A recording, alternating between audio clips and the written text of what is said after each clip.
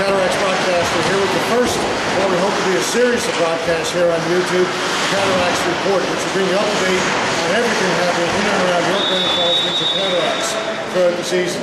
Cataracts opened the season last weekend right here at the Joe Byrne Memorial Stadium in front of a packed house, sold out for the home opener against expansion Gander Flyers.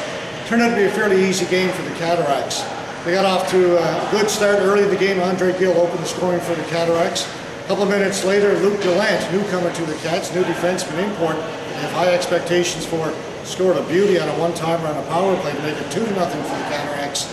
And before the period was over, Mike Sibley had made it 3-0. Looked like the Cataracts were off and running, but Gander Flyers had a little something to say about that as they came out in the second period and put a lot of pressure on the Cats. That's when Cataracts goaltender A.J. Whiffen had to be at his best, coming up with a number of big saves as the Flyers didn't want to go down easily. Late in the second period though, on a 5-on-3 power play, Luke Gallant made it 4-0 for the Cataracts as he one-timed one from back at the blue line that again beat Gander goaltender Patrick O'Brien behind the glove side. 4-0 after 40 minutes for the Cataracts. Third period was pretty quiet, not a whole lot happened. A.J. Whiffen had to make a couple of saves to preserve the shutout. Chatterall came up with a late goal to make the final 5-0 for the Cataracts. So a good start for the home team. They got off to a 1-0 start. Things were a little different the next afternoon when the teams traveled 90 kilometers down the road to play at the Gander Community Center to fill out the second half of the home-and-home series between the Cats and the Flyers. Bit of a strange game, both at the beginning and at the end. To start the game off, both teams came out for the warm-up with white jerseys on. Each one thought that the other were going to wear their dark uniforms for that game. Cataracts didn't even bring their dark jerseys on the road with them, so the Flyers had to make the change. The problem is the Flyers didn't have their dark jerseys with them either. They were at the dry cleaners, so they had to get them delivered. We had about a 25-minute delay before the start of the game. Eventually, though, we did get underway. Once we got started, it didn't take long for the Flyers to turn the table on the Cataracts. Just 12 seconds into the game, Grant Donovan made it 1-0 for the Flyers. So after 60 minutes against the Cataracts Saturday night, they couldn't beat A.J. Whiffen. Took him 12 seconds to get on the board on Sunday. Game went back and forth a little bit over the period of the first 20 minutes. Wes Welcher tied it up for the Cataracts in a clear-cut breakaway. And Ryan Matheson made it 2-1 for the Flyers. And then late in the first period, Andrew Pearson, I keep calling him Randy, I promised him I wouldn't do it, and I say this is the last time it's going to happen.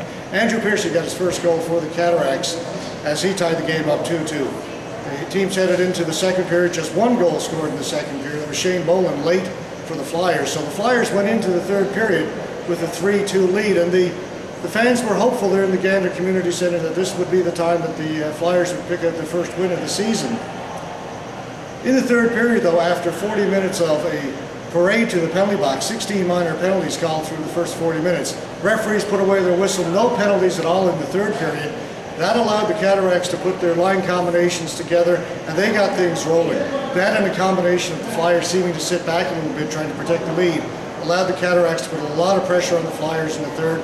That eventually paid off about halfway through when Andre Gill found himself all alone in the slot, tied the game up for the Cataracts. Cataracts continued to pepper Flyers goaltender Patrick O'Brien over the last 10 minutes, but he was equal to the task, making a number of big saves.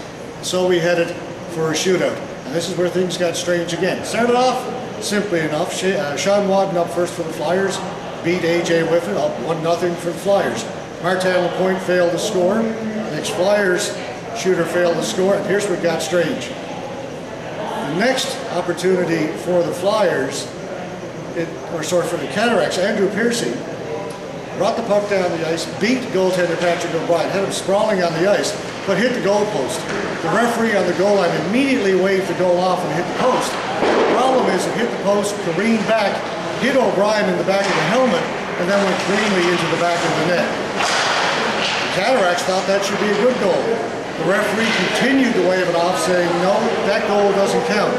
Cataracts bench became very upset. They were all standing and yelling at the referee, who insisted the goal wouldn't count.